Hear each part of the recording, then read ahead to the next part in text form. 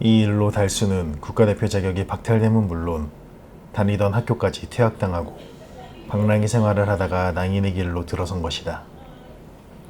달수는 어려움을 모르고 자란 탓에 절박함이 없었다. 더구나 지금은 삶의 희망도 계획도 없다. 하루를 살면 그것으로 좋겠고 그저 마음이 내키면 행동하는 것뿐이다.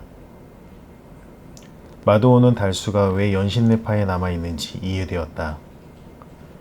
다른 조직에 간다 한들 달라질 것이 없기 때문이었다. 다른 길도 그의 삶에는 없었다. 그렇기에 그를 움직이는 방법은 그의 마음이 내키게 만들면 되는 것이다. 마도오는 직접 달수를 만나기로 했다. 마침 나이도 같아서 단판을 지을 수 있을 것 같았다. 며칠 뒤 마도오는 달수의 고향 선배라는 조직원과 함께 달수를 만났다. 선하게 생긴 인상이었다. 손에 검을 잡아서 생긴 군살만 없다면 아무런 특징도 없는 젊은이로 보였을 것이다. 무척 자유롭게 생활하는 사람임이 쉽게 느껴졌다. 마도오는 어렵지 않게 달수와 가까워졌다. 달수를 공략해낸 마도오는 천두만의 급소를 찾아내기 위해 애를 썼다. 마도오가 매우 노력해야 할 정도로 천두만의 약점을 찾아내는 일은 쉽지 않았다. 그는 천두만이 조직의 돈을 빼내 개인 명의로 고향의 땅을 사모으고 있음을 명분으로 삼기로 했다. 천두만은 이미 10만 평이 넘는 땅을 고향인 신원리에 사둔 것이 파악된 것이다. 연신내파 조직원들 입장에서는 부러워하는 사람도 있을 것이고 이해하는 사람도 부정적인 사람도 있을 것이다. 분명한 것은 윤리적인 명분이 생겼다는 것이다. 마도오는 작전을 시작했다. 연신내파 내에 마장동파 조직원을 침투시켜 천두만이 조직의 자금으로 고향의 땅을 엄청나게 사모았다는 소문을 퍼뜨렸다. 그리고 마침내 연신내파를 칠 기회를 잡았다. 천두만이 아들의 생일에 가족들과 식사를 하기 위해 영업장을 비운다는 정보를 얻었다. 천두만에 대한 소문으로 조직이 느슨해진 와중에 두목이 없는 시점을 틈타 조직을 무너뜨리기로 하였다. 천두만의 가족 행사에는 가족과 다름없는 박기대도 참석했다.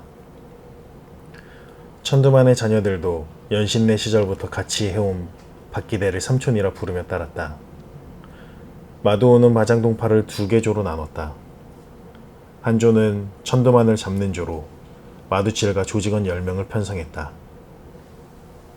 천두만의 가족 행사라서 마두칠과 조직원 한두 명만 있으면 되었으나 시내의 일반 영업장에서 천두만과 붙어야 하는 까닭에 신중하게 작전을 짰다. 더구나 천두만의 오른팔인 박기대가 합석한다는 정보가 있어서 마두칠의 성공 여부에 마장동파의 작전 성공 여부가 달려 있었다. 마도오는 천두만이 예약해둔 식당 주인을 위협하여 식당 종업원으로 위장한 조직원을 주방에 3명, 홀에 5명 배치해 두었다. 마두칠과 조직원 2명은 출입문으로 들어가면서 천두만을 칠 계획이다. 다른 한 조는 신촌의 클럽을 치기 위해 조직원 중 40명을 선발했다. 달수가 불광동의 클럽에 있었기 때문이었지만 주된 이유는 이제 신촌 클럽이 연신내파의 심장이자 상징이기 때문이었다. 신촌 클럽에서 소란이 있어도 불광동 클럽에서는 지원을 하지 않도록 달수와 미략이 있었지만 조직의 심장인 신촌 클럽을 치는 일은 결코 만만치 않는 일이기 때문에 마도오는 마장동파의 세력을 총결집시킨 것이다.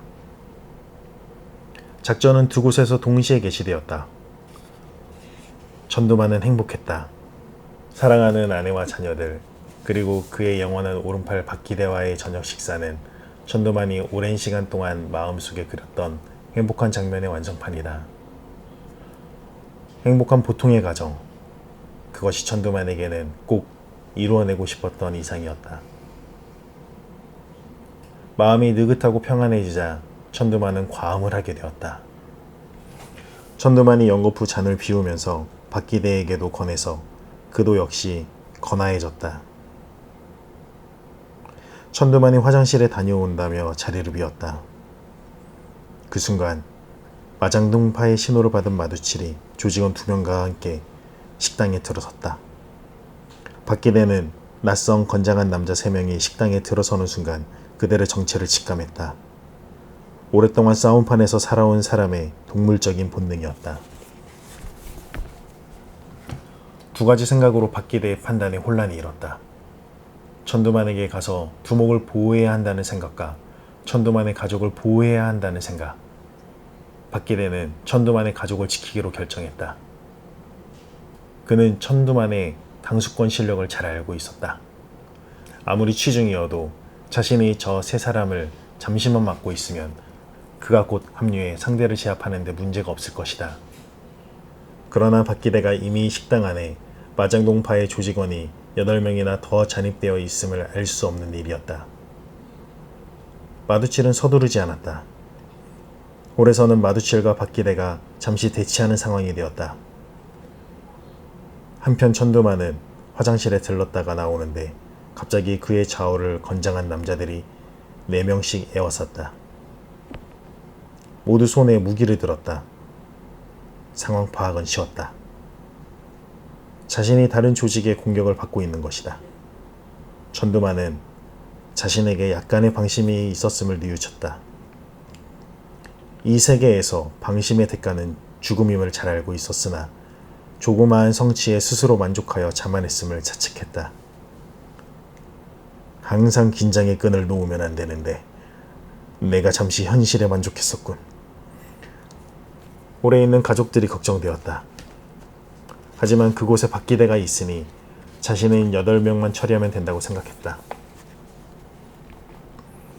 이 정도 인원은 내게 문제가 되지 않는다. 그는 빨리 끝내고 홀에 있는 가족에게 가겠다는 생각으로 공격 자세를 잡았다. 먼저 다가오는 남자를 향해 팔을 뻗었다. 그러나 거리가 맞지 않아 손은 허공을 갈랐다. 그는 조금 당황했다.